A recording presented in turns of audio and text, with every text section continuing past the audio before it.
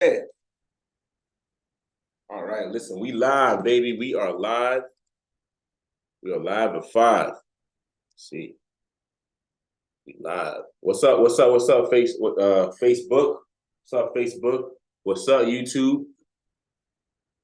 We're live, and today, what we're gonna do is we're going to be analyzing some deals, y'all. We're gonna be analyzing a deal live. I'm actually working on a deal right now, getting ready to get an offer out the door here for this one. And I figured, you know what would be kind of cool?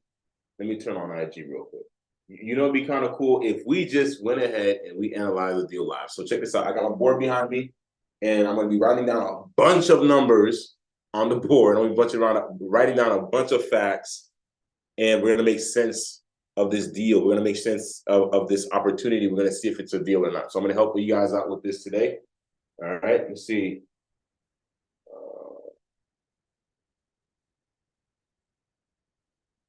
Let me just get IG going.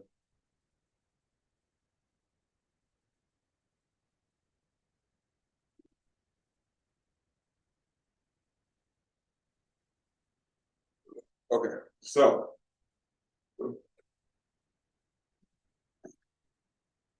okay. All righty. So welcome to the live, y'all. Welcome to the live. Okay. On today's live, we're going to be analyzing deals live, y'all. We're going to be analyzing a deal right now. So check this out. You won't be able to see this on my screen because YouTube has regulations and about personal information. Yo, I have had so many of my YouTube videos pulled down because on some of the YouTube videos I've had, I literally show you behind the scenes cuts of me using the tools that I'm using, like my CRM systems and other really cool tools. And a lot of it has personal information of like, homeowner information and stuff like that. And what YouTube has done, y'all, what YouTube has done is YouTube has taken down my videos, okay? It's taken down my videos because of the sensitive information that is in those videos, okay? And so I can't, for that reason, I cannot show you my screen because of what I'm looking at here is personal information. A lot of it, again, is public record, but YouTube would totally take the video down if I show you the screen. So what I'm going to share with you on this live is I'm just going to share with you the numbers. So I'm going to talk about this deal that we're working on right now. This is a real, actual deal that we have an opportunity to buy. And so what I'm going to be doing today, what's up, y'all? What's up, y'all? What's going on, IG? What I'm gonna be doing tonight is I'm gonna be analyzing this deal and I'm gonna be making sense of it. All right. So at the end of this session tonight, I'm gonna know what I'm gonna be offering this person. Okay. I'm gonna know what number I'm gonna need to offer at for this deal to make sense. All right. So consider this some free training on how to analyze deals and how to think like an investor. All right. So we're looking at this property right now. And this property is actually located in Florida. Let me move my camera over here a little bit for my IG people. What's up, IG? What up, what up, what up, IG? What up, what up, what up, what up, what up? All right. So we're working on a deal right now, and I'm going to analyze this deal because I need to find out what I need to do, what I can do with this. This particular person, let me just give y'all the rundown behind what's going on with this particular lead, with this particular deal. We got a lead that came in, y'all. This person is going through foreclosure. They're about to lose their house, okay? And they called us because they want us to help them out, help them get out of their situation and save their credit. We do this all of the time. So this is something that we can absolutely do. What I'm doing right now is I'm going to see if I can make this property make sense, meaning that if I can find a way to make the deal profitable for me, then I can solve this homeowner's problem and make some money, right? Because we are a business, okay? We're in business of making money. And so I have this homeowner who's facing foreclosure right now, and they're behind on their payments, okay? They're behind on their payments. They do have some equity, which is good news, okay? And so I have a couple of options that I can take. I got a couple of routes that I can take. But what I need to do first, before I can present them an offer, I need to first see, well, what makes sense for me as an investor so that I know I'm going to make money, okay? So let me break this thing down. So I'm looking at some comps right now.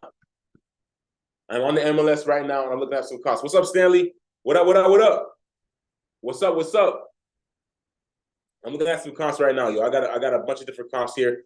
From what I can see, on average, this house, I'm gonna write some stuff on the board here. All right, just follow along with me. Okay, so these are gonna be details about the deal. So on average, the resale or the ARV. Oh, can y'all see that? Can y'all see that? Is that backwards? I don't know if that's backwards or not. Your IG, can y'all see that, or is that backwards for y'all? Let me know. Talk to me, IG. Talk to me if y'all can see that, or is that backwards? Let me know. YouTube, y'all see this? Perfect. Perfect. Y'all can see it perfectly fine. Perfect. All right, so this is our ARV. Our ARV, based on the comps, and I'm looking at a bunch of them right here. I'm looking at, let's see, I got 1, 2, 3, 4, 5, 6, 7. I got 7 comps, all showing me that my ARV is going to be around $330,000. That's kind of small. That's my ARV. My ARV is $330,000. Now, what does that exactly mean?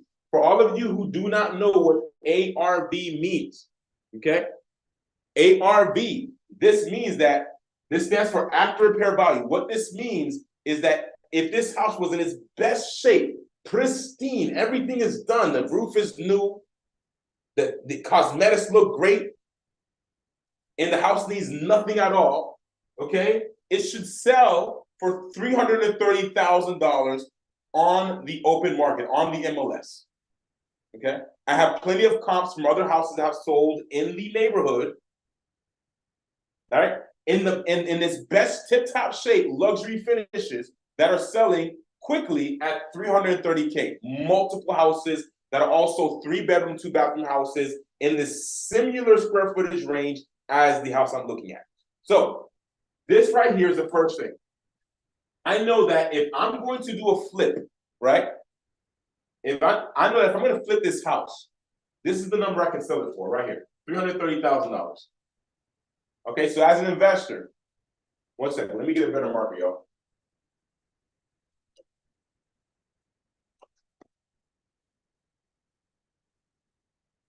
All right, hopefully this works a little bit better. Let's see. All right, it's a little bit better. Still not the best. We'll work on it. Okay, so as an investor, my goal is to make money. If I know that I can sell this house for $330,000, this is my basis for all of the rest of the homework that I need to do to find out at what price I need to buy this house for in a cash perspective, and also from a creative perspective, which I'll dive into a little bit more. It's all about this. If I'm going to flip the house, if my goal is to put money in and get money out in under a year, that's flipping houses, okay? I need to make sure that I understand that this is the number I can sell the house for. If the market goes up in value, which that has happened on flips that we've had, if the market goes up in value while I own the house, anything above this number is a bonus on your paycheck, okay? We do not make bets on future values. We only bet when you're flipping houses. When we are flipping houses, we only bet on current values, not on future values. Okay? We only bet on current values, meaning that if the area is appreciating by an appreciation rate of 10, 15% a year, I don't care about any of that because I'm flipping houses. I'm going to flip this house. I'm going to expect that even if I held this house for 6 months, 9 months, I'm going to expect that when I sell it, I'm going to sell it for $330,000. Now, what does this do? It gives me something to stand on. Now that I know what I can resell this house for, all of the math that I need to do can take place. There's only 2 strategies, main strategies I can do here, guys. I buy this house. There's only 2 things I can do. I can either flip it or I can hold it. But there's only 2 main strategies I can do. I can either flip it or I can hold it. Now, which one I choose will change the entire thing. This is why I need to sit down and I need to do my homework, y'all. This is why I'm going to sit down and I'm going to analyze this deal, y'all, because guess what? I'm not just going to say, hey, look, this would be a great flip, so let me flip it. I'm in to make money. How many of you want to make a lot of money? How many of you want to do real estate and make a lot of money? If you want to do real estate and make a lot of money, give me a thumbs up right now. Drop some hearts in the video if you want to make a lot of money. Because what I'm gonna share with you today is how to maximize your opportunities as a real estate investor, how to make the most amount of money out of every opportunity you get. And the way you do that is by making sure you thoroughly analyze your deals. We got any wholesalers in the room? Is anybody here wholesaling? If you're wholesaling right now, type me in the comments. If anybody's here is wholesaling, type me in the comments. No judgment. I just want to know who's all here. Okay? If you're wholesaling, as a matter of fact, I want to give you a congratulations, because you are doing the best strategy in real estate investing, because you are literally going to find the best deal. Guess how I found this deal, y'all? Because I've got a wholesaling operation that finds great deals. So I came across a person now who is literally willing, okay, they're willing to work out something creative with me where I can own their house without even having to go get any financing at all, whether from a bank, whether from hard money, private. I don't gotta go find any of that money, y'all, and I can own this house. Okay, but this opportunity came to me because of the fact that we have a wholesaling operation. So for all of you out there that are wholesaling, all right, listen, my hat goes off for you, clap it up for you. You're the real champion. There's two things I can do with this house. I can either flip it or I can hold it. So what am I gonna do now? I'm gonna take a look at one other thing. I need to know, well, what can the house rent for? Now that I know what it can sell for, what can it rent for? I need to really take a look at what it can rent for. So I'm gonna go to my trusty tool here, my handy dandy tool, okay, called Rental Meter. I'm gonna go to Rental Meter, and I'm gonna check out and see what Rental Meter has to say, all right, about this property and what the average rent will be. Okay. So I know if I'm gonna flip it, I know what I can sell it for. That's my ARV. Now, if I'm gonna rent it out, I need to know what I can rent it for. Okay. So let me take a look. So let's see. Pop the property address in here. Here we go. Edgewater, Florida. It's a 3-2. Let's see what we got. Wow. All right. So according to Rental Meter, y'all, according to Rental Meter, this house right here should be able to rent for at least $2,000 a month.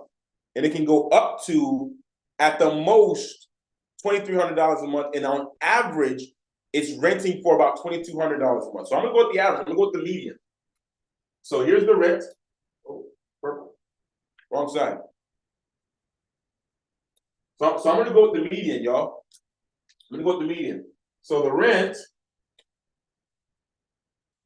is $2,200 a month.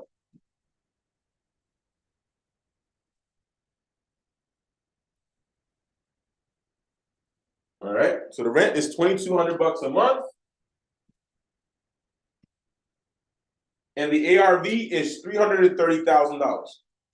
Now, the reason why I'm going live and showing all of you this right now while I do this, because I could have just kept my cameras off. I could have just analyzed this deal like I was already doing, get my offer out tomorrow, and continue to do my business. But I felt like it'd be a great opportunity to show y'all what the process looks like when you actually analyze a deal. I was actually on a call with somebody today. I gave a free coaching call to them, which I'm still giving. So if you're interested in a free coaching call right now, for the next week, my calendar is open. I'm helping anyone and everyone with any challenge they're having at all about real estate. Any question you have about real estate investing, I will answer it. I will help you get what you need this week. My calendar is open. If you want to take advantage of that, all you got to do is DM me the word coaching or DM me the word call. I will send you the link for you to book the best time right away. Okay, so that we can get on the phone one-on-one, all right, on a Zoom call one-on-one, and we will overcome any challenges you are having in your business, regardless of whatever it is. It doesn't even matter. Okay, I will help you with whatever challenge you're facing that's keeping you from success. And so I had a call with somebody earlier today, and one of the challenges that they were having was the challenge of analyzing deals. They did not know how to do this part, right? And so I'm breaking this down today to everybody because I'm like, you know what? It would just be a great opportunity for me to do so. You got two things you can do with this house: either flip it or rent it. Period. Okay. So the ARV is going to help me determine what price I need to buy this house for in order for me to flip it. The rent is going to determine what price is going to help me determine what price I need to buy this property for in order for me to have enough cash flow for me to rent it and it makes sense. Okay, so I'm going to give everybody some easy to use formulas, okay, to assist you with this. If you are wholesaling, then you probably already know ARV times 70% minus repairs, minus your assignment fee, and then you've got your number, right? Yes, that's one way to do it, okay? That's for flips, y'all. That's mainly for flips. And it also works for rental type buyers too, because honestly, landlords can afford to pay more money than flippers. Remember that. From you wholesalers who want to make more money off of every deal, landlords can't afford to pay more money than flippers. So if you can get it at a flipper price, a landlord will totally buy it as long as it's something that they can easily get rented out. Meaning that a lot of landlords don't want properties that need to be torn down and rebuilt. A lot of landlords don't want properties that need to have a complete remodel. Some of them will do it, but most of them don't want to. Okay, it's just not worth it for them. The time. Now that I have these two numbers, the next thing I need to know now is equity. This particular person that I'm talking to, this particular lead that we have, okay, that I'm going to be making an offer on. This particular person is going through foreclosure. What does that mean? It means that they have a mortgage on the house that they no longer can afford to pay, and they have not been paying it. And as a result of them not paying it, the bank is now getting ready to take the house back and destroy their credit in the process. So they want to get out of that situation. So I am looking to see if I can make sense of this deal from a financial standpoint where I can make money. And if so, then I've got the green light I need to go and help them out of their situation by buying the house. Does that make sense? Okay. So what I need to know next is equity. I need to know if the house has equity. I need to know what that number is. Why? Because at the end of the day, my cash offer is going to be based on the ARV, because we're going to buy with equity. Now, there's a couple of things I want to go ahead and share here for anybody who has an interest in actually investing in real estate, okay? So I'm no longer just talking to a wholesaler. I'm talking to anybody who is listening to the sound of my voice that has a desire to actually invest in real estate and take on a risk, flipping houses or buying and holding them. I need you to understand something. I want you to know this, and I want to drill it into you because I want you to be a smart investor that makes a lot of money and has small losses. You're going to have some losses. I just want your losses to be small, okay? And one of the things I want to share with you is when we purchase our investment properties, we make sure that we purchase investment properties that allow us and enable us to exercise more than one exit strategy and it be profitable. What do I mean? If I can flip the house and I can rent the house and it's both profitable, that's a great deal. Why? Because maybe my target is to flip the house, but what if something goes wrong? What if the market shifts? What if something happens in the middle of my flip, right? And I can't finish it. What if something happens and maybe I finish my flip and I can't sell the house? What if I'm stuck with the house? I need to have another way out. This is why we only invest into real estate opportunities that have more that have more than one exit strategy that is profitable. What am I? Let me go a little bit deeper. Can I go deeper? Can I go deeper? All right. YouTube says go deeper. Let's go. The reason why that's important is because at the end of the day, if something goes wrong, and one day I promise you it will, if something goes wrong, you have already protected yourself before you even bought the house. Here's what I mean. We're going to pay attention to equity. When we buy houses to flip, we always buy them with equity. You have to buy them with equity. Otherwise, you're not going to make any money flipping any houses. But we always want to buy our properties that we rent to with equity, if we can help it. Equity is important. Equity is that cushion you got to protect you in the event you make a bad deal or you miss the mark. There was one particular a deal we did a couple years ago. It was a flip, okay? And when we have bought this house, first off, what we intended to do with the house is we intended to buy it, okay? Clean it up real quick, stick it up on the market and sell it, okay? And the house just needed a lot of work. Nobody wanted it.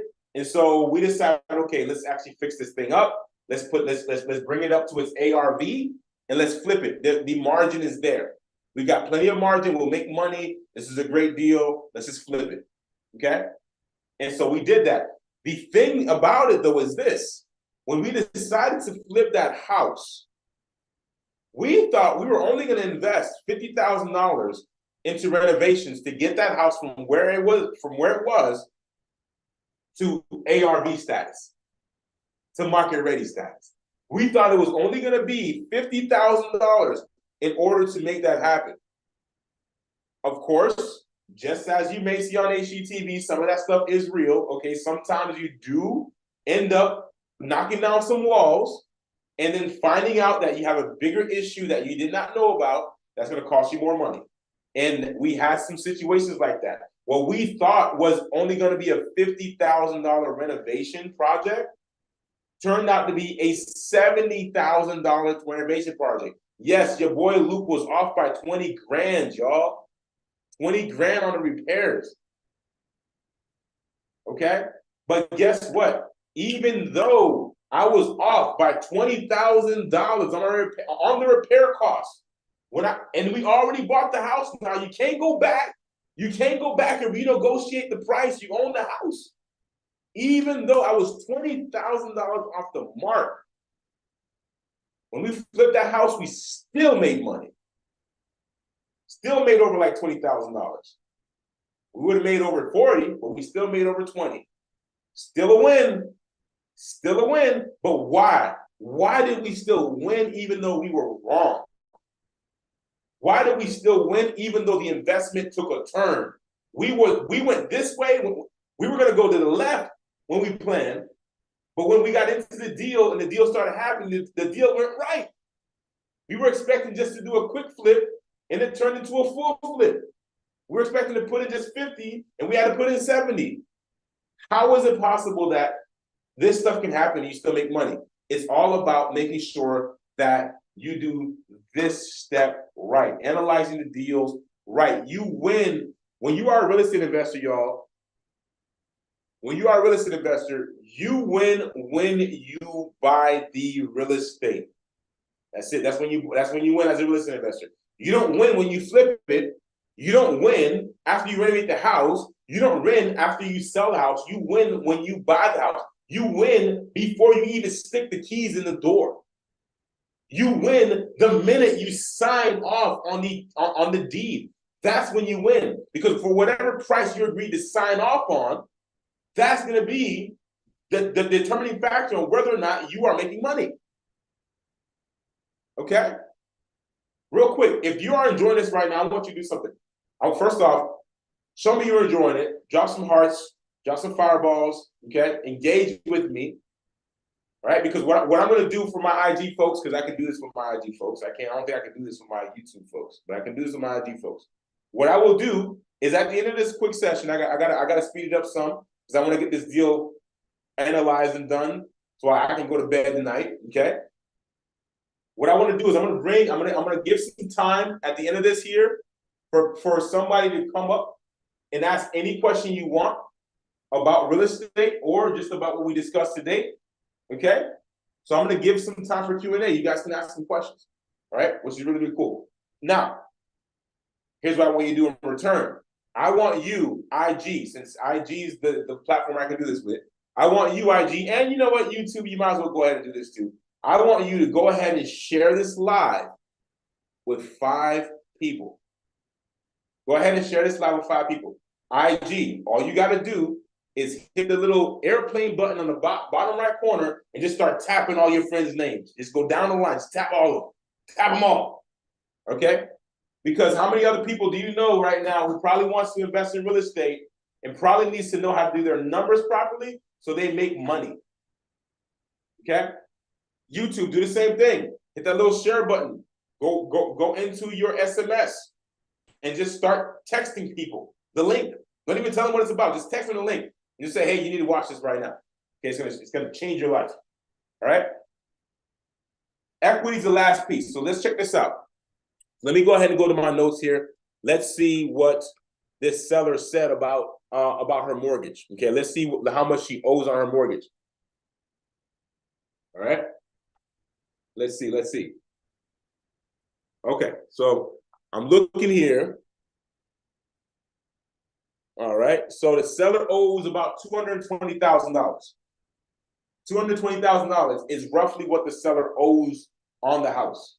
Okay, write this down. Equity is the difference between the property's true value and the loan that is in place.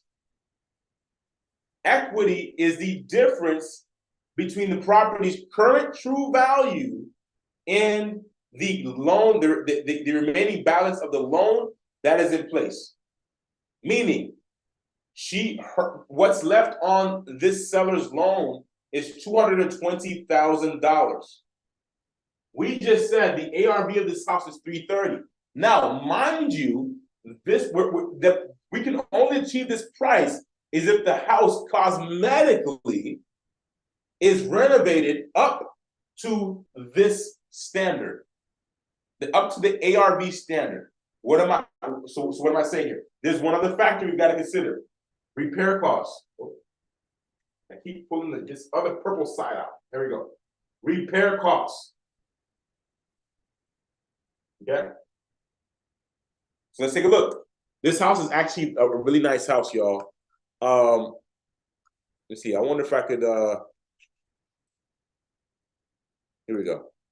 IG. I don't know if I can show y'all. I'm gonna try to show y'all this, but I don't know if I can. Yeah, I don't know if I can. Let's try. Okay. All right, G. Let's see if I can show y'all some photos of this house. YouTube, sorry, I can't show y'all. I can't show you, but I can show IG. Hop on my. If you want to see the photos of the house, hop on my IG. Okay. After you watch the live here, hop on my IG. Okay, you can watch it. Okay, so check it out. Boom. All right. Here's the house. Y'all can see this house? It's the house, y'all. Look at that.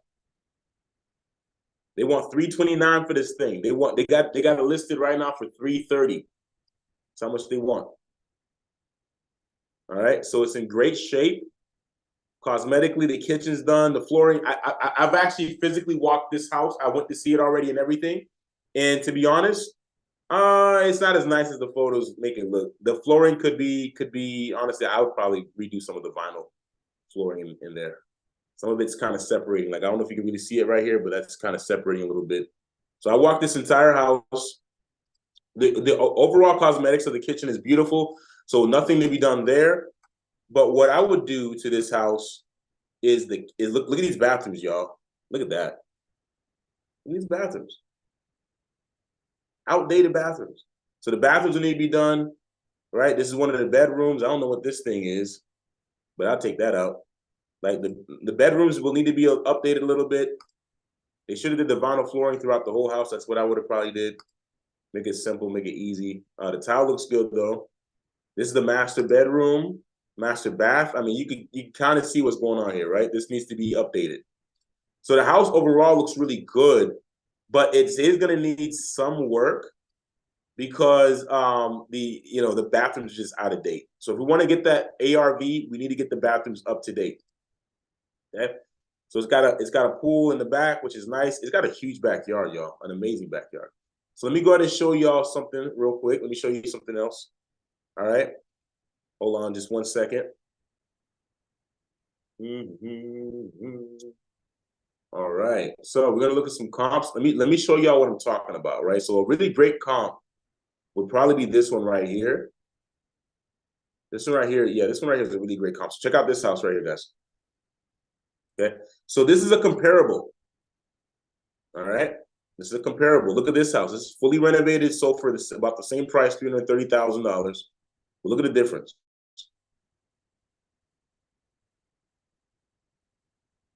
Much nicer, much cleaner. All right. I mean, the bathrooms isn't all that either, but it looks much better. It's got a fireplace. All right. Even the kitchen is decent. I think the house we got, the kitchen looks nicer in my honest opinion. But hey, this is a house right here that sold for, let's look, that sold for $339. Okay. Let's see if I can find this other house that sold. Let's see. 1 second. Let me see if I can find this house for y'all real quick. I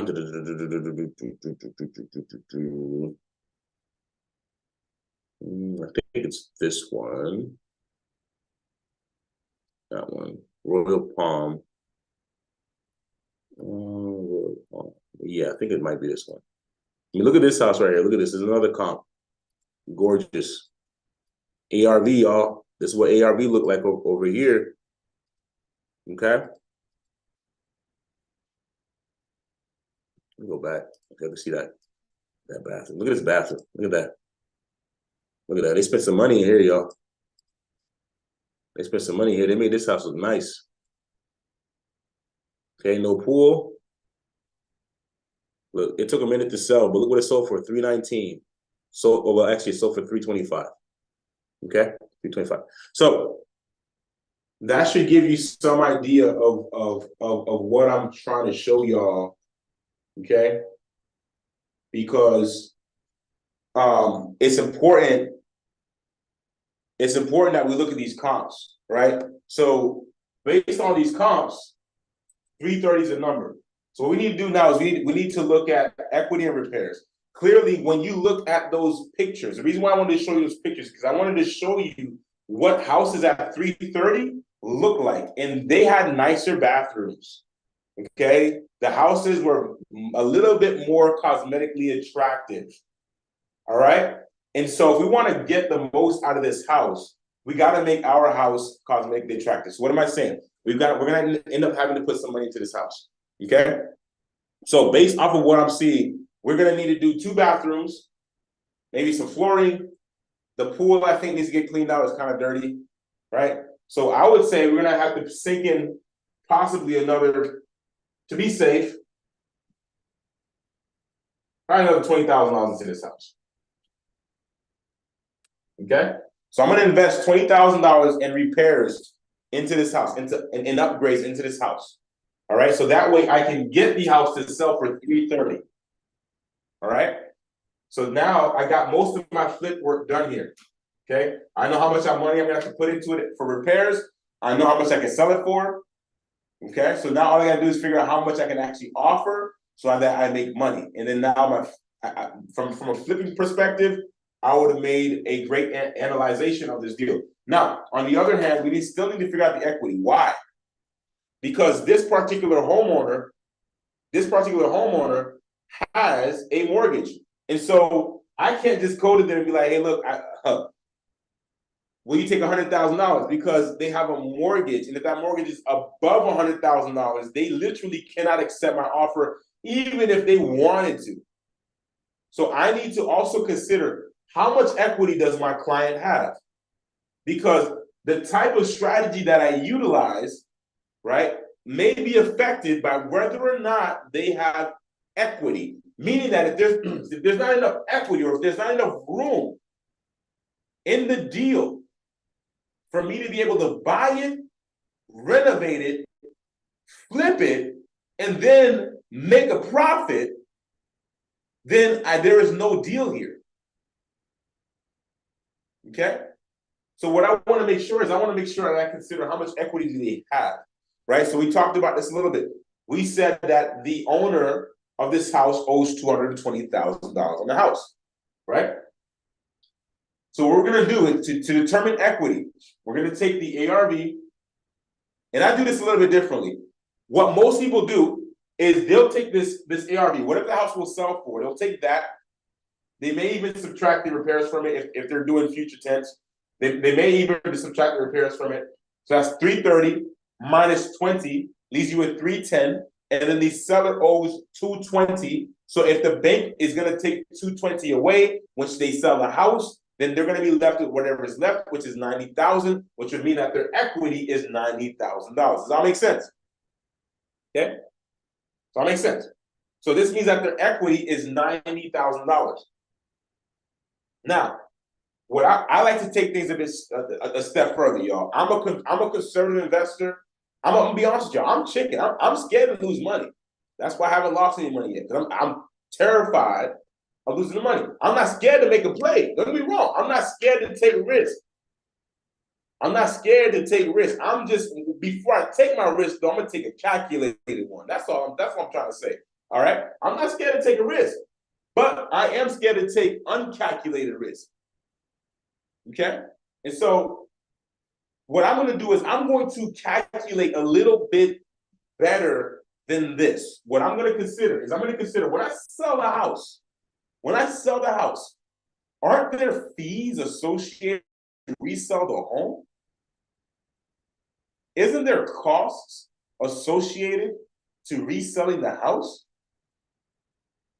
If I need to use a realtor to sell my home, don't I got to pay that realtor? Aren't there closing costs? See, if we fail to consider these other costs, when we look at our deal on paper and we get excited and giddy because we see that the end result is a profit, and then we go through the deal, and then we get into a situation and realize, oops, I did something wrong. I didn't consider that I'd have to pay 6% to an agent when I resell. I didn't consider that I may be paying another 2% in closing costs. I didn't consider that I might have to give up another 3% in seller concessions. I never considered any of that. And so if I don't have enough margin in my deal when I bought it to flip it, and now I go to sell it and I need to pay for all of that, I don't have enough margin to pay for the realtor, to pay for the seller concessions, to pay for all of the fees, and me making money. And so the deal that I thought was a great deal is no longer a great deal. Does that make sense? So we want to make sure we do this properly. Okay? So when I calculate equity, I'm going to do all that traditional stuff. We're going to do all that. But we're going to take one extra step. We're going to consider the fact that we do have resale costs when we sell the property. So here's what I'm going to say. I'm going to say, look, at the end of the day, let me take myself out of the picture. If this seller that I'm dealing with right now, if this seller that reached out to me for help was to go ahead and sell the property on their own today, and they were to go ahead and sell it for top dollar, list it on the market, and do that today, they're going to have to pay a realtor. They're going to have to pay closing fees. So this isn't anything that this isn't anything that you wouldn't have to pay in any scenario. You'd have to pay this as long as you are using a realtor. And honestly, as long as you're selling a house, you're going to have to pay closing fees. So we have to consider these practically guaranteed fees up front, because when we go to sell our property on the back end, those fees are eating into our profit. And so with that said, what is the true equity of this house? What's the true equity of this house? Very easy. What we're going to do is we're going to take 330.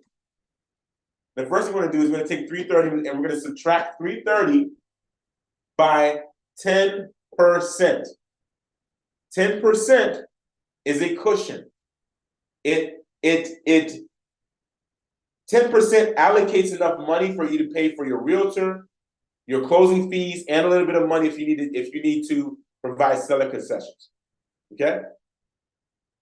So I'm going to take out 10% of 330. 10% of 330 is 33,000.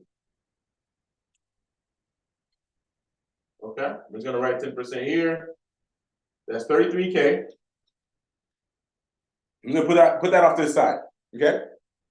Next, now that I know what the 10% is, I'm going to take 10% out. 330,000 minus 33,000 is what? What is that? What is that? What is that? What is that? What is that? What is that? Type it in the chat. Type it in the chat. Type it in the chat. Who's the fastest? Who's the fastest? $330,000 minus 33 grand is how much? It should be like 297,000 or something like that. My math is cool. Yeah, 297,000. So I'm gonna write 297 here on the side. Okay.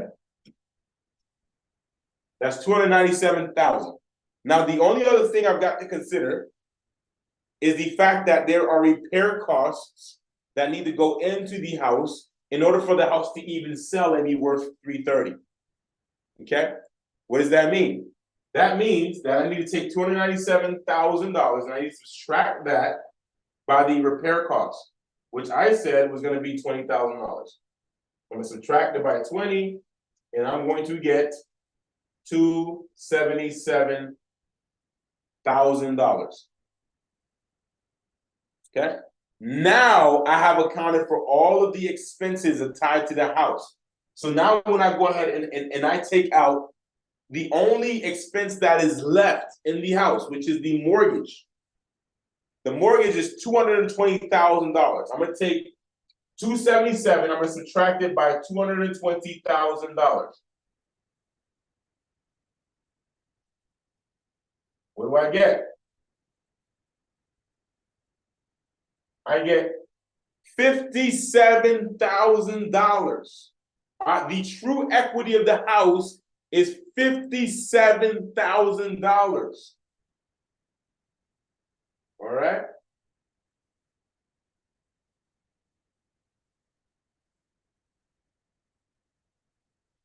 The true equity of this house is $57,000. We just went from what? I think at first it was like how much was it? It was like 97,000 or 80,000. I forgot. But before we actually went deep into the analysis, deep into the numbers, we thought we had way more equity than this.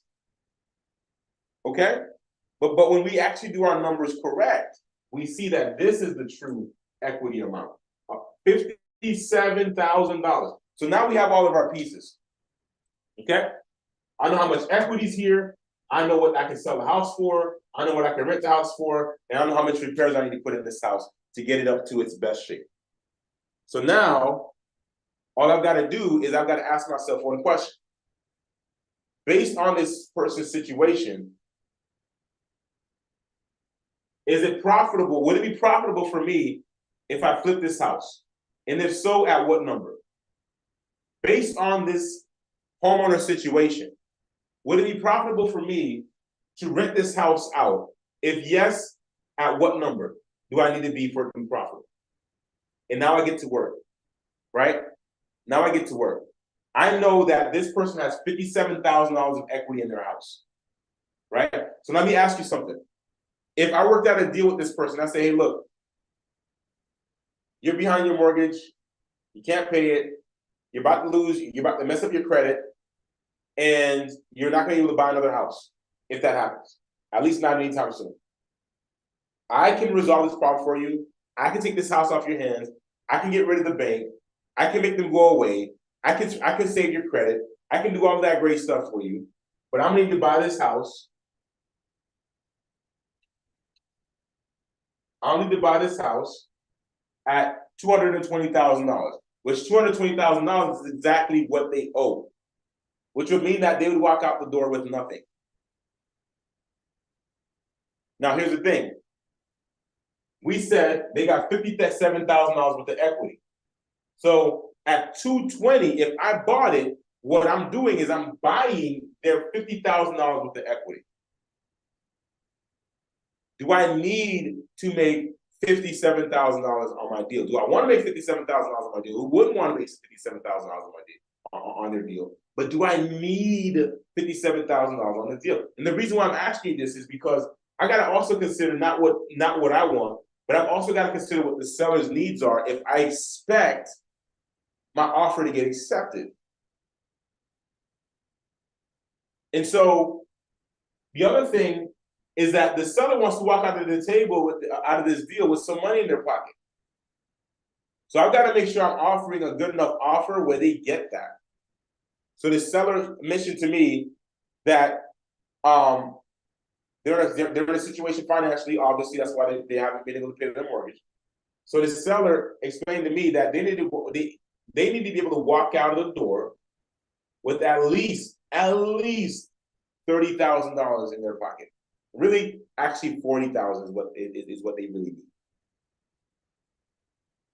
Which would mean that I would need to buy this house for about $250,000, so that when I buy their house for $250,000 and they pay off the bank $220,000, they're left with $30,000.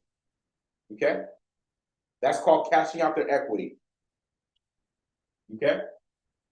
Now, if I do that, if I give them an offer at $250,000, and to ensure that they're getting $30,000 into their pocket, I have to consider and be reminded that that $30,000 is coming out of the equity, which means that if I give them $30,000, there's no longer $57,000 equity for me.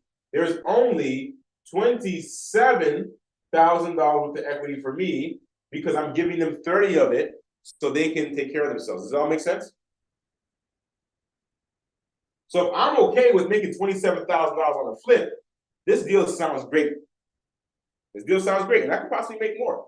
I don't know. But I know based off my evaluation that this is the number right here I can sell it for, right? As at $330,000. And based on $330,000, with everything I need to do with a house, I'm gonna make about $27,000 if I flip this house. Okay? Everybody follow? So what I'm going to do now is I'm going to take a look at this from another perspective. So that's the flip perspective. I know that I can make an offer right now, and I can offer them $250,000, and I'll make $27,000. So from a flip perspective, I think I got a deal, y'all. Now this particular seller, let me see what they said. They said they wanted to get, how much did they want to get for this house? Let me see. They said they wanted to get $300,000 for the house. And they said the lowest that they're willing to take is $280,000. Okay, I just told y'all at $250,000, I'm only making $27,000. So if I gotta push it up another $30,000 to hit their bottom line, I'm losing $3,000 on the deal. I'm working for free. So let me look to see if there's another way I can make this work. I care about the people I work with so much that I'll go above and beyond to see if I can make the deal work in a way where they get what they want and I get what I want, without us having to sacrifice a little bit of what we both want. Okay. So with that said, let me see what else I can do. So if I do a flip. If I flip this house, that's one of the strategies. Remember, I said there's two strategies we can do. If I flip this house, if I do strategy number one, I flip this house, $27,000 is what I'm looking at. If I buy it at $250,000, and if I buy it at the lowest price at $280,000, I'm possibly going to lose some money. That's where I'm at right now. So the only other thing I could do is I could rent the house out. I could buy it and then rent it out a little bit for a little while. Okay. When you rent houses, the current ARV doesn't really matter, because ARV only matters when you're going to sell a house. But if you're going to hold it, ARV doesn't matter. right? If you hold the house for 5 years, 10 years, and it's selling 10 years later, the market, I guarantee you, will be different 10 years from now than it will be today. So the ARV is absolutely irrelevant when it comes to analyzing properties for the purpose of holding them. When you are holding property, what matters is the cash flow, whether it's positive or negative, and by how much is it positive or negative. And also, what also matters is the appreciation rate of the area. These are the two things that matter. When we invest into real estate to buy and hold, the golden ticket is not the cash flow, y'all. Although the cash flow is great because it can help you pay your bills every month, the golden goose is not the cash flow, y'all. The golden goose is the appreciation. What am I saying right now? I know that this house right here that I'm looking at, let me actually pull it up. I already did my homework on all of this already, guys, but I'm actually pull it up again so I can give you guys some numbers here. So check this out. If I look at this, if I look at the last 5 years of the real estate market trend in this area, today, this house is supposedly worth about 330,000. Okay, 5 years ago,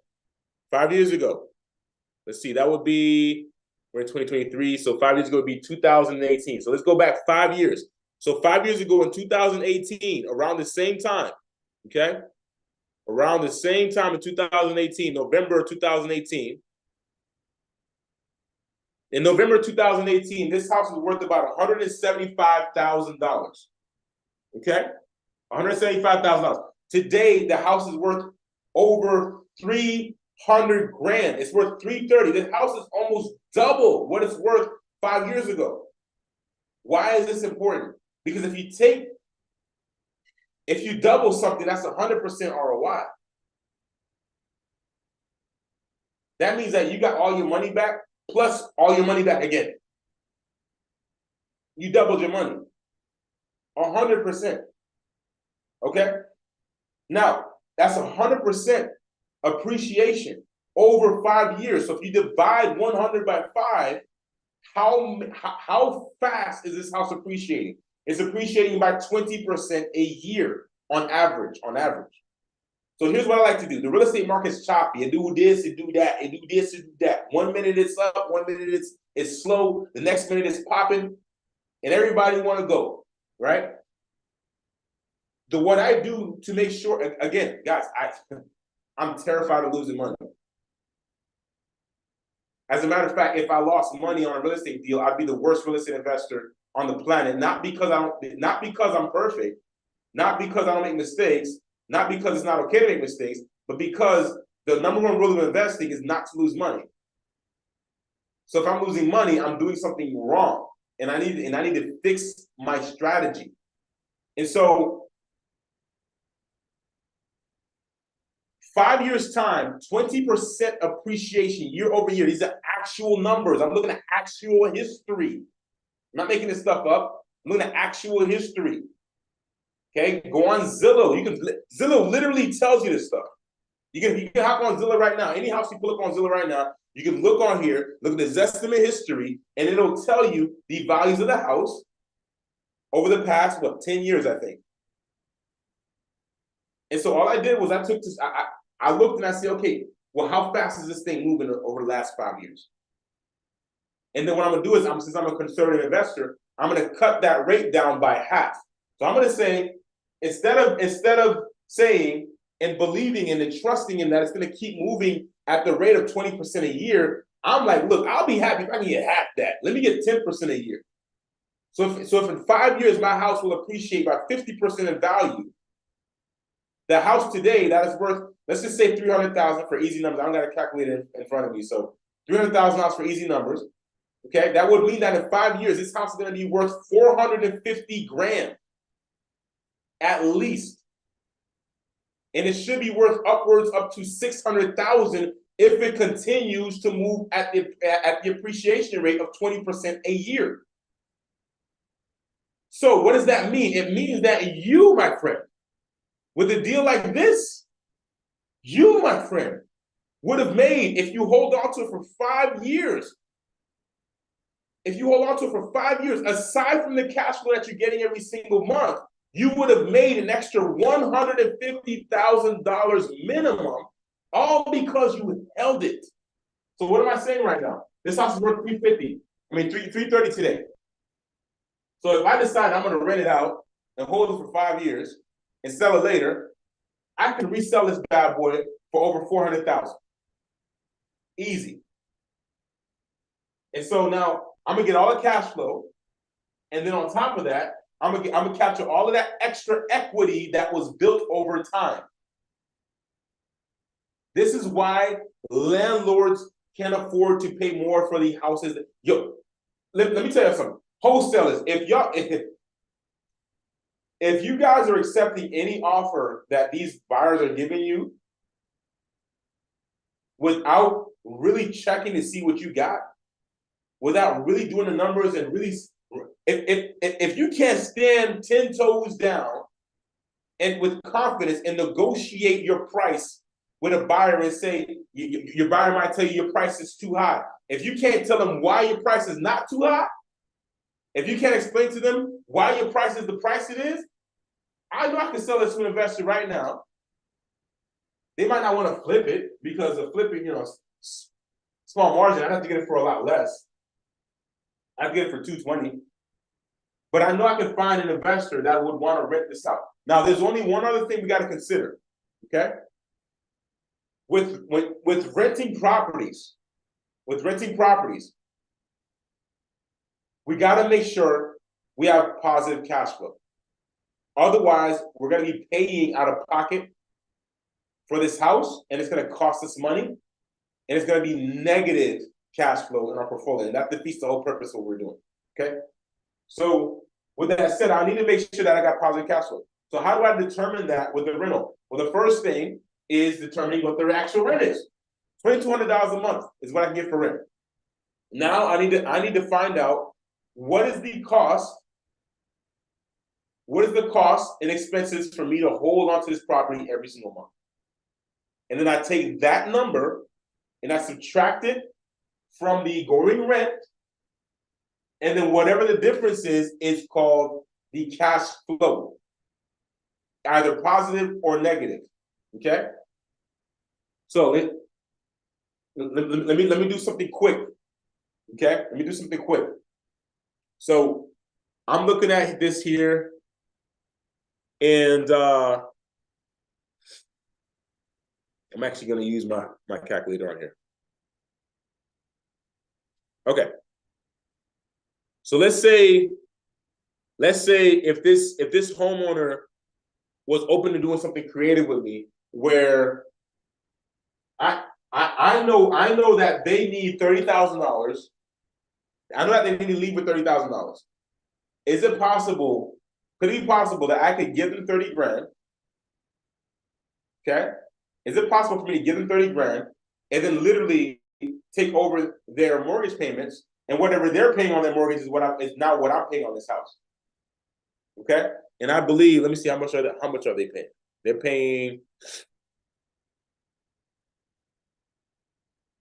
y'all getting all this for free? Oh my goodness, I need to charge y'all for this. Join the challenge. If you're not in the challenge right now, you can get in the challenge. Get in the challenge. All right. Go to my IG, visit my bio, click the link into my bio, and join my 5-day challenge, where you can learn how to actually go find real estate deals off market, so you can come across opportunities like this that I'm talking to you about. Because you may end up finding out you can own a house without ever going to get bank financing, and all you got to do is get out there and go look. But you got to know how to look, okay? And that's what the challenge is all about. All right, so let's see. What they are paying every month is $1,400 a month. So they're paying $1,400 a month for their mortgage. Okay. So let's just say if I wanted to take over that. So let me go ahead and do this so you can see it. So we've identified something already. From a cash perspective, The best price I could do is $250,000. That's literally the best price, because then that's going to leave me with a $27,000 margin, which honestly is a little bit tight, because if something goes wrong and it costs you 10 grand, that means you're left with 17. And if you're somebody who's using financing, meaning that you're not bringing your own cash to the table, you're using somebody else's cash, and then they're going to charge you interest, they're going to charge you fees, well, then guess what? That's probably going to eat up the rest of that. So that's a very tight price at 250, but I'm confident with it, because since I did my numbers conservatively, I know that even though I say at $250,000, I should get 27 grand, I should get at least $27,000, which really I'm going to get more because I did everything conservatively, right? I took out the 10%, sometimes it's 8, right? But I do things conservatively, so that way I'm always getting this surprise, happy smile on my face at the end of the day, because I see more money on my paycheck than I originally thought I was going to get, because I am conservative. Okay? So really, I'll probably make a little bit more than that. But $250,000, would that work as a cash price? It would. Would it work as a wholesale deal? Probably not. As a wholesale deal, I'd want to get this house probably at $240,000. So I can sell it at $250,000 and make $10,000. Does that make sense? Okay. All right. Let me go ahead and share this last part here. Real quick. While I'm doing this, IG, I told you I'm gonna allow somebody to come up here and ask some questions and chat with me. So what I want you to do, IG, I wish I could do this with you too, YouTube, but IG, I want you to go ahead. If you have a question, if you want to chat, if you got something you want to say, right? If you got something that you want to discuss, then go ahead and send me a request to join my live, and I'll bring you up here. All right. In the meantime, between time, while I wait for you, I am going to continue. And don't be afraid. Don't be afraid to just interrupt me. Just go ahead, send me the request. I'm going to see it, and I'll bring you on here. Okay, so I'm going to just keep on going, but send the request. Once you send that request, I'll bring you on. All right. So what we need to identify right now is a couple of things. From a cash perspective, if I offer cash, okay, I can get this house at the most, I can pay $250,000, and this is the buy price. That's if I buy it. That's if an investor buys it, okay, and they're gonna flip it. That's the most I can pay. It's $250,000. Now, if I look at this as a rental, okay, if I look at it as a rental,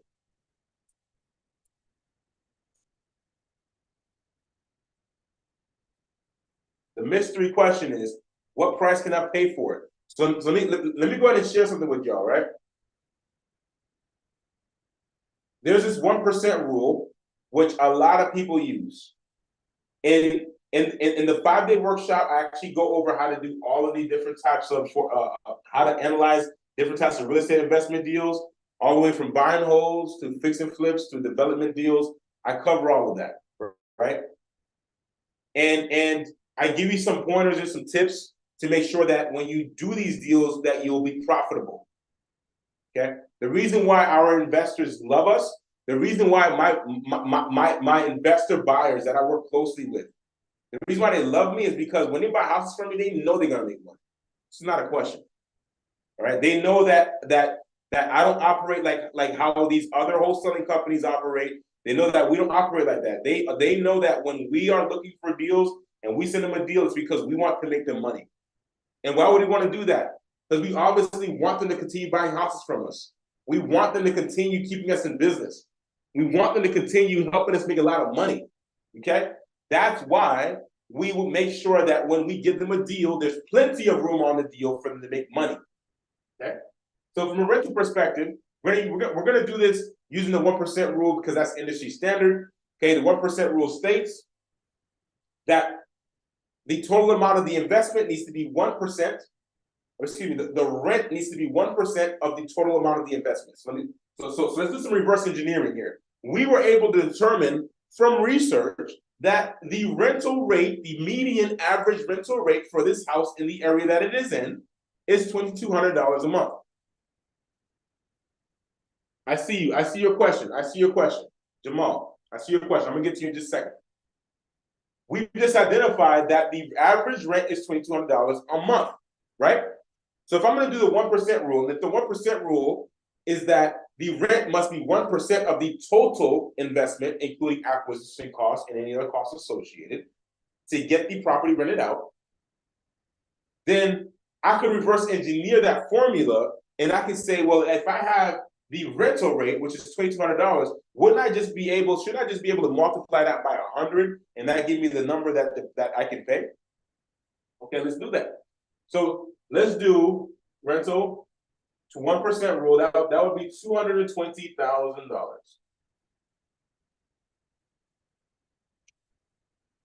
Wow. Now, at first glance, that doesn't make sense. At first glance, the seller's never going to take 220. You're better off flipping this thing than you holding it. But hold up. Don't jump to conclusions just yet. Did you remember earlier when I shared with you the appreciation rate on this house? You're going to hold this house. 5 years from now, this house is going to have an extra $150,000 on it.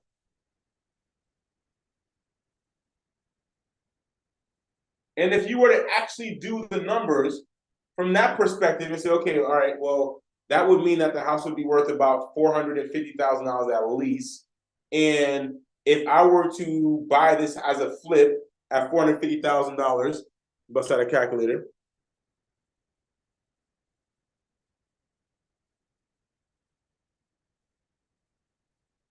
If I were to flip this house and it was worth today $450,000, I would have to buy it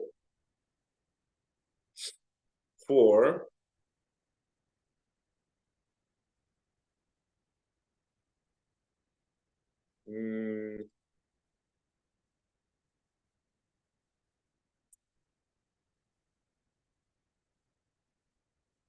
I would have to buy this house for at least $350,000 for it to make sense. Okay, at the most $350,000. So what am I saying here? Even though from the traditional rental perspective of cash flow, this doesn't make the most amount of sense because the seller's not going to take $220,000. They said that they needed to walk out of the door with $30,000, and on top of that, the actual bank wants $220,000. So I could never offer them $220,000. So what I would have to do is I would have to say, okay, well, maybe at $250,000, what would this look like as a rental? Okay. Listen, landlords are not losing, y'all. They're not losing. They're not losing. I literally met an investor. I used to think that if a house sits around and doesn't make money, that you're losing money. Until I met an investor who proved me wrong. There was this one house I was looking at, and this house it's in a subdivision where on average the homes are like $800,000, $900,000, $1 million and up. And there was this raggedy ugly behind house. This dying to be renovated in this beautiful neighborhood. And I'm talking to the owner, and I'm trying to work a deal with him, and he don't want to work a deal with me because he's like, I'm not going to give it away for the price that I need to give it away at for it to make sense for any investor at all to buy it, because I understand that because where this house is located and because of the rate that it's appreciating, that I am actually making more money just sitting here and letting it sit vacant. And I was like, you crazy. But then when I sat down and did the numbers, I said, wait. If he sells this house to me right now, even at the price he's asking, he's gonna lose out on hundreds of thousands of dollars of equity that is gonna be built over time. And it got me thinking. I said, well, even if he did nothing to the house, even if he left it like this for another 5 years, and the house appreciates another $300,000, what does it take to sink in 50 grand? I mean, 50. Well, it's gonna take more than that. That's probably gonna be like $100,000 project. What is it? What is it to put $100,000 in to fix it up and get all of that equity? I mean, think about it. Today he's got to put in that money anyway. The difference is he's not going to be collecting an extra $200,000 or $300,000 when he does it. And when I learned that lesson, I said, "Oh man!" I said, "Wow, okay. The game is appreciation, baby. Your win comes from the appreciation. The purpose of buying and holding property is definitely to get cash flow 100%, but it's also most importantly to capture future appreciation. Imagine if you had a savings account that doubled in size every 5 years. Buy and hold. Now check this out. This is a very this is a very long-winded process, y'all. Now, I would be done analyzing this deal by now. I'd honestly have my offer ready to go at this point, right? For the amount of time that we spent together. But I wanted to share this with you and take you through the process of what I do when I'm sitting down looking at these properties. Okay? And I wanted to explain it to you. So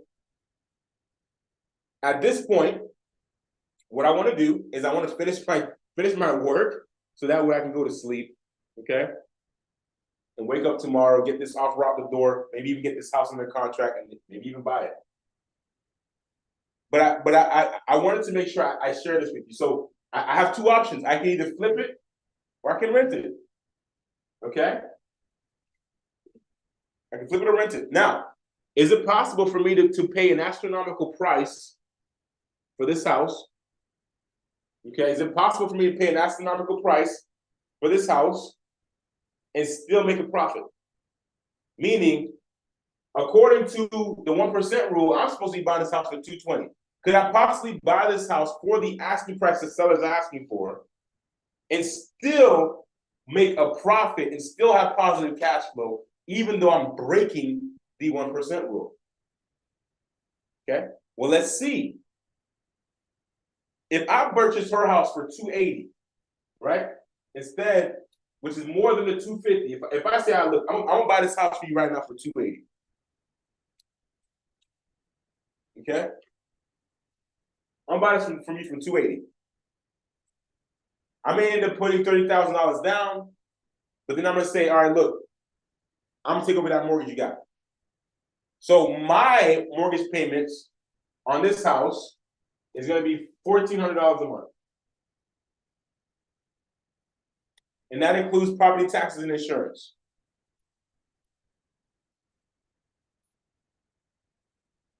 Okay? So now what I've got to determine is how much equity, well, not equity, but how much margin is left in my cash flow. So let me go into my little handy dandy calculator here. So I'm gonna buy this house for $280,000. I'm gonna end up paying some closing costs, y'all. Closing costs on the buy side probably end up paying like maybe 1.5, 2%. I'm gonna say 2%. So I'm gonna buy this for $280. I'm gonna pay 2% in closing fees. That's $5,600. So really, I'm paying $285,600. Okay. Property taxes are included in the mortgage, so I don't have to consider that. Fix-up costs, we said we're going to need $20,000 a year. Okay. All right. Actually, let me do this a little bit different. So I'm going to say instead I'm buying this house. They want $280. They owe $220. I'm going to buy this house for $220. My closing costs is going to be $65,000. Why?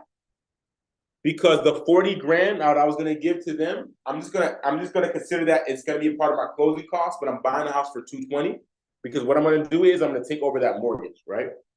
And that's what's left in that mortgage. What's up, y'all? What's up, IG? So let's go down further. So I'm gonna get a loan. So I'm gonna take over this loan here for $220. Okay, I'm paying $1,400 a month for this mortgage. Low interest rate, guys. Guess what? They got less than a 3% interest rate on their mortgage. So if I were to go out, if I wanted to go out right now and buy this house with a traditional mortgage, I am not getting that. Okay. So I'm gonna get an insanely good interest rate. All right. So first loan financing. Let's see. All right. So I'm paying $1,400 a month. The rent is $2,200.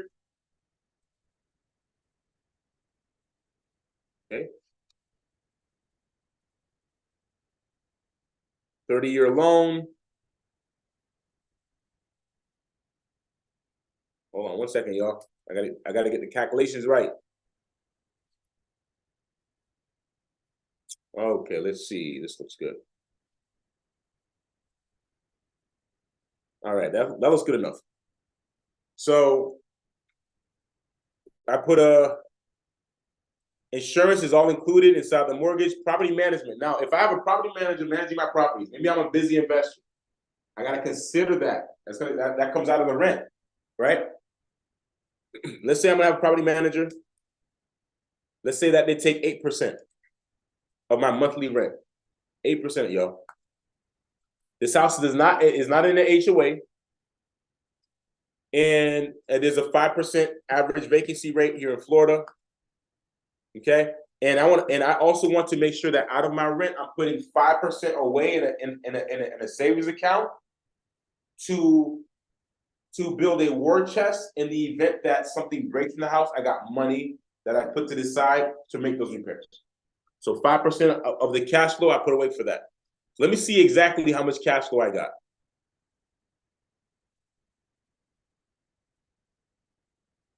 Okay, here we go. This is what it is.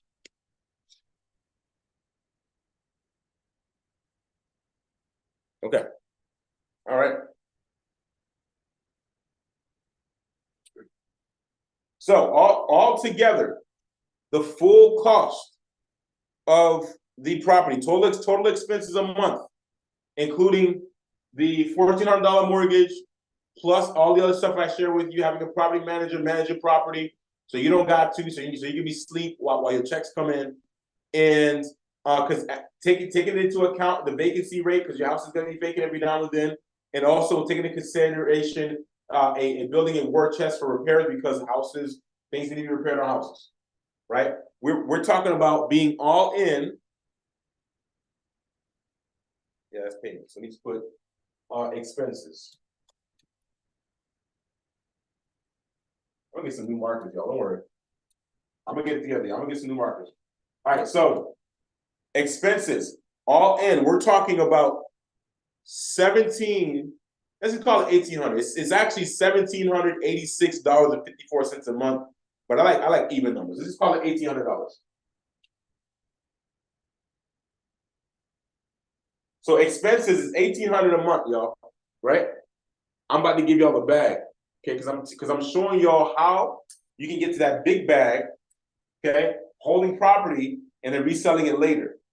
But you got to be able to hold it in order for you to capture all of that amazing appreciation. So expenses $1,800 a month, but the rent is $2,200. So how much is my cash flow? Somebody quick. How much cash flow do I have? Is it positive or is it negative? The property can rent for $2,200 a month.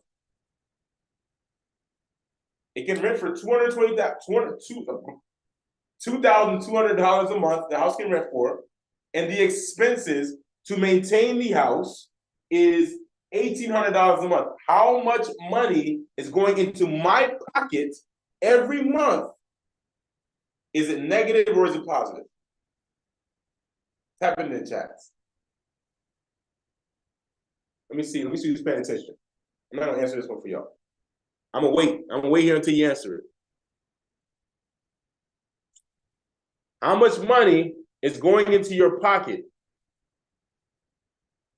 If you are renting a house out for $2,200 a month, and it costs you $1,800 a month for you to keep that house, how much money is going into your pocket?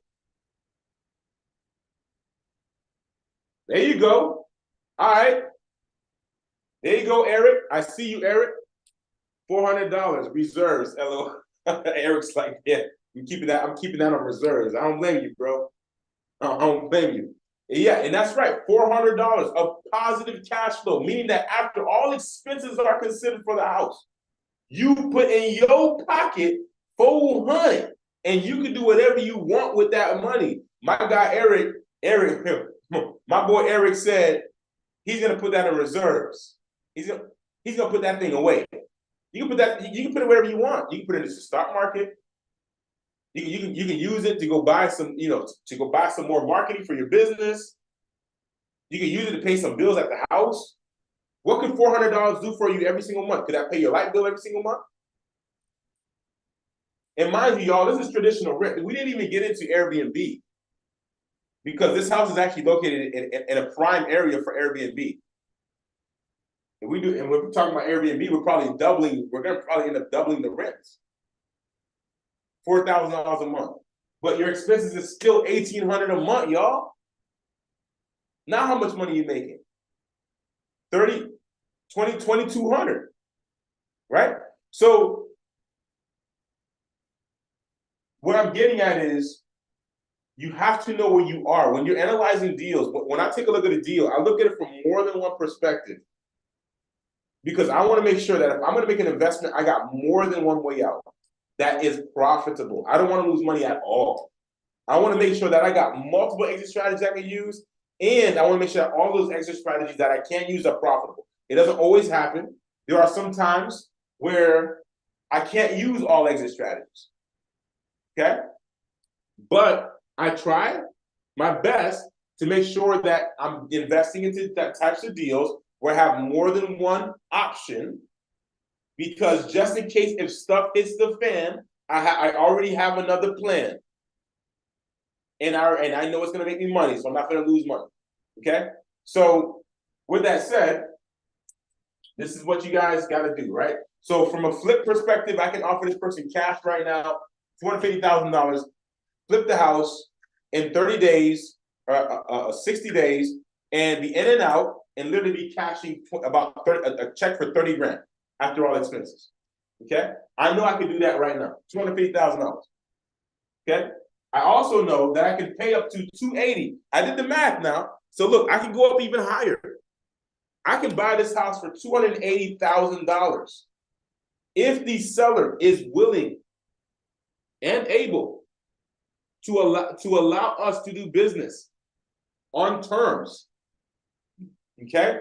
I can buy this house for $280,000, rent it, get over $400 of cash in my pocket, and then wait 5 years.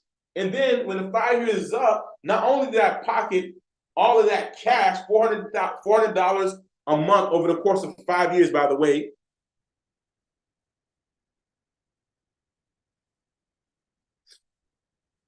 By the way, that's 24 grand.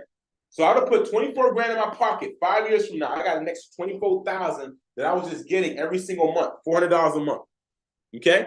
And then now the house itself appreciates in value. We said it's gonna appreciate by what, $150,000? So let me add 150,000 to that. I made $175,000 because I decided I'm gonna hold this house for 5 years and then sell it. I would have made $24,000 off the rent. Cash flow, positive cash flow. I'm not talking about how much the rent is. I'm talking about how much money I'm getting in my pocket. I got 24 grand in my pocket. $400,000, $400 a month. Okay?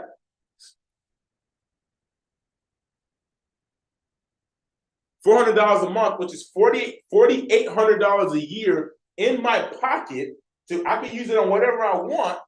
Okay? And then on top of that, I'm chilling, I'm waiting for my big payday because I know in 5 years, I'm going to sell this house. And when I sell it, I'm going to cash out an extra $150. Positive equity that was built. This doesn't even include the equity that I already have when I bought it.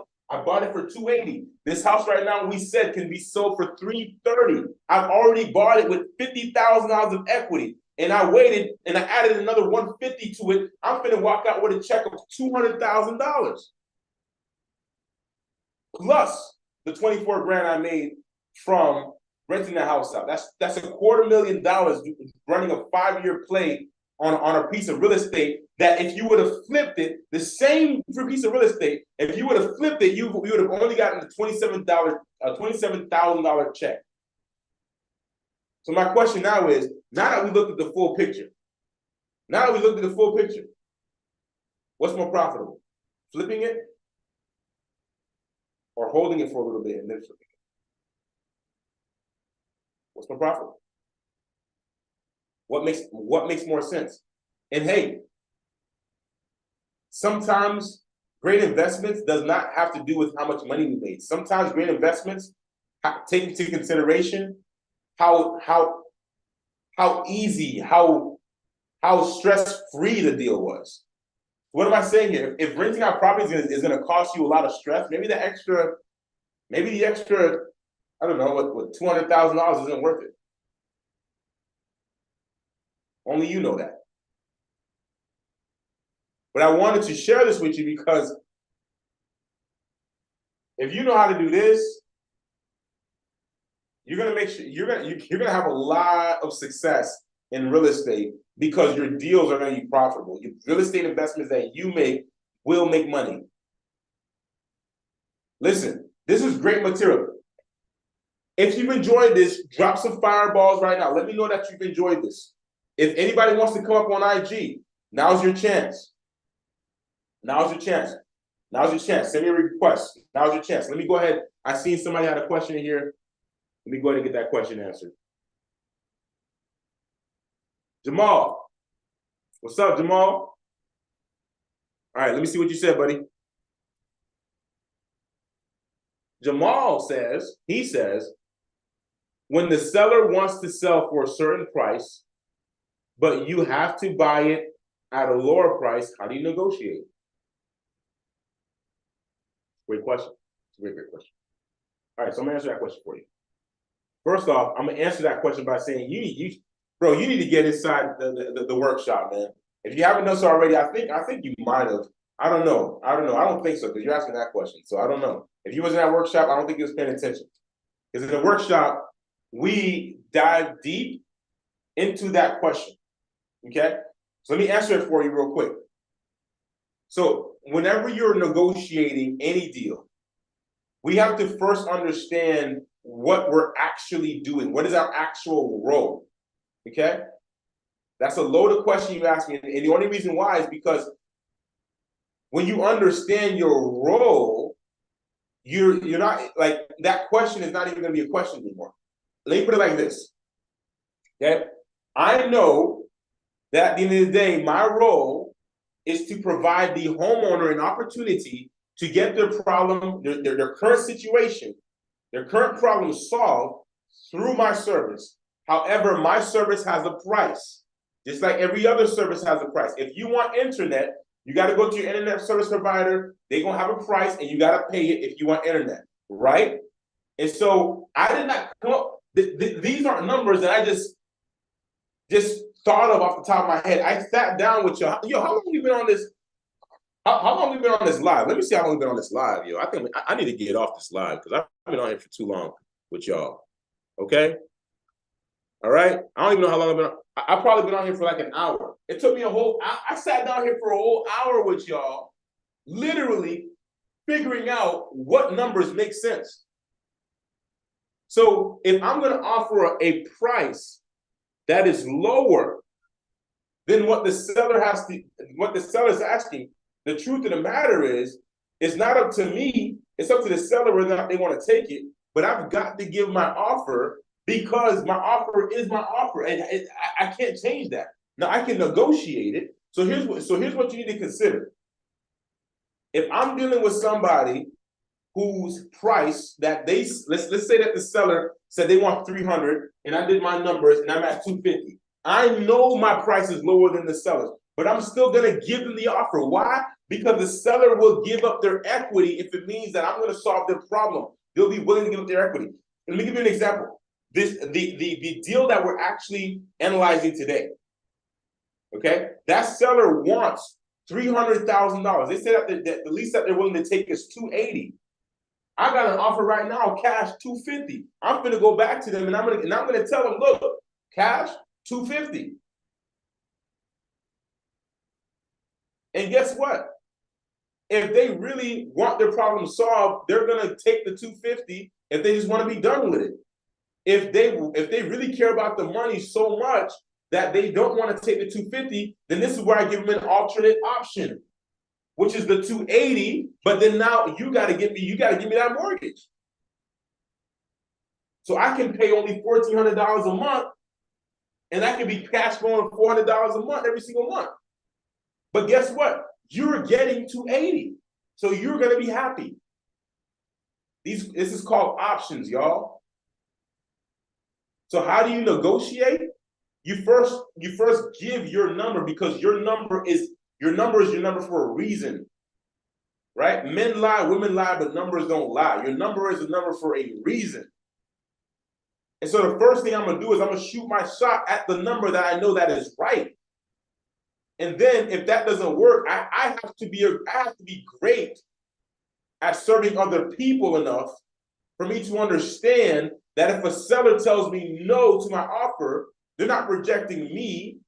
They're just telling me that the offer doesn't work for them, which really means that if I can identify why the offer doesn't work for them and I can solve that problem, then now the offer does work for them. Does that make sense? That's what negotiation is. Negotiation is nothing more than you putting your head together with your counterpart and saying to yourself, how can I get to the conclusion where they're happy and I'm happy? That's negotiations. That's negotiations. Negotiations, as simple as it is, all negotiations is you trying to get to where your counterpart, your client is happy and you're happy, and you and your client are both working together to get to that point. That's all negotiations is. But in order for us to get into negotiations, an offer must first be given out that it gets rejected. When the offer gets rejected, now we have an opportunity to say to each other, hey, listen, I know that this offer wasn't what you're looking for, but I want to work with you. Let's work this out. Now we are in negotiation mode.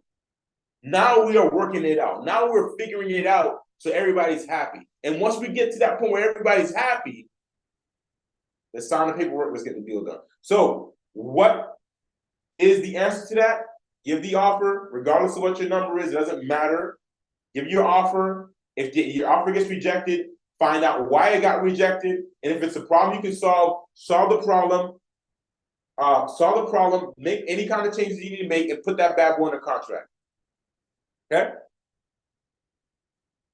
Listen, y'all, if this was fire, if you enjoyed this entire training today, this was free, y'all. This was free. Free. I know with everything I showed you today, all this information is great, but honestly, if you don't have any houses that you can analyze, if you don't have any investment opportunities that you can be getting right now that you have to analyze, none of this stuff even matters to you. If you're never going to buy or invest in real estate, none of this stuff matters to you. Okay? But if you have a desire to invest in real estate, maybe you are already investing in real estate, maybe you're wholesaling right now, and you want to go out and you think to yourself, man, Luke, I want to find these deals you find, man. I want to find somebody who's going into foreclosure, and I want to sit down for an hour and I want to figure this thing out, because if I can figure this thing out, I can be owning some property without needing the bank, without having to have good credit. I don't need that. Okay? But first, I gotta find the deals. I gotta find these people. That is what I'm really good at. Listen, that is what the 5-day challenge is all about. When you come to the 5-day challenge, you're going to learn how to analyze deals like a true seasoned investor who thinks before they invest, who's going to invest in a way where they're going to be profitable and not take a loss. There is so much more to analyzing deals. This is just a little bit of it right here. This is just the financial side of it. There's a whole nother side of it where you got to understand the economy that the real estate is actually located in to help you identify where this property is going in the future. We cover all of that in the workshop, okay? I literally break down to you how to analyze your deals from a financial perspective like we did today. This was a very long-winded version of that. And how to analyze your deals from a physical standpoint where you are literally analyzing the economy around it. We do all of that, okay, inside the workshop. If you are interested in learning how to not lose money investing in real estate, if you're interested in learning how to actually make a lot of money in real estate without taking a lot of risk, without having a lot of money, nor without using any of your credit to get a mortgage, then get inside the room. You can DM me the word VIP because I only have a couple of VIP tickets left. And if you're a VIP type of person, like to get VIP treatment, right?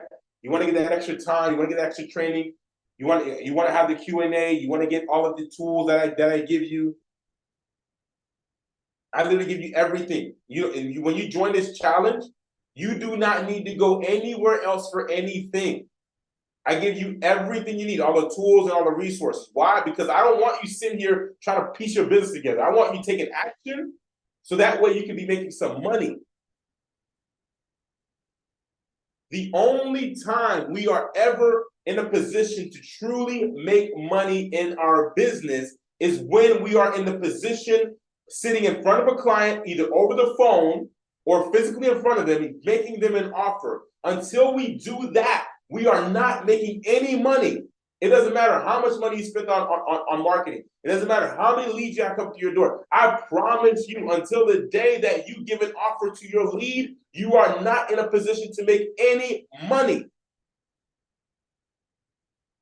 Which means that you must first have leads and you must make them offers. So if you do these two things and you do them long enough, you do enough of them, you are going to make money. And so this is why the challenge is so powerful. It's because I help you identify who those people are, and then I help you go after those people, go find those people, and then I help you make offers to these people that convert so you can make money. And it's not complicated. It's actually very simple. And that is why I'm inviting you to the challenge, because I break it down super, super simple. And all you've got to do to join is DM me the word VIP from my VIP people. Okay? DM me the word VIP. I will send you the link to go to the challenge and grab your ticket while we still have tickets available for VIP. And I would love to serve you. Okay? This is just the tip of the iceberg. If this was great, drop some fireballs, share this live with somebody else who could use this information. If you know somebody who's interested in investing in real estate, share this live with them so they can use this information. And most importantly, get in the room. You can also click the link in my bio or go to SOWcontent.com and click on the 5-day workshop. This is our 5-day Close Your Deal Challenge coming up November 27th to December 2nd. We're going to be having this 5-day workshop, and we're going to be diving deep into the business. Every part of the business, you're going to have it all down. Even the part where you got to have some skill. You're going to have all that down. We're going to be building your skill. We're going to be building your knowledge. And the best part about it is you're actually going to be taking real action inside the workshop, meaning that by the end of the workshop, you should be talking with homeowners. By the end of the workshop, you should have some investor buyers that you're doing business with.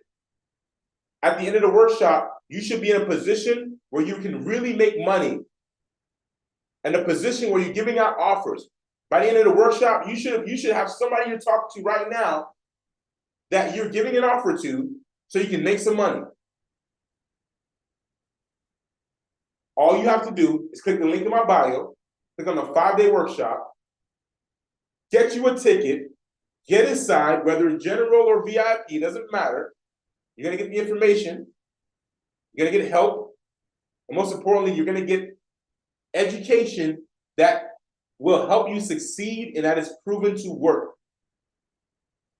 If you work it, it'll work for you just as it's worked for me and just as it works for my mentees who have used this information.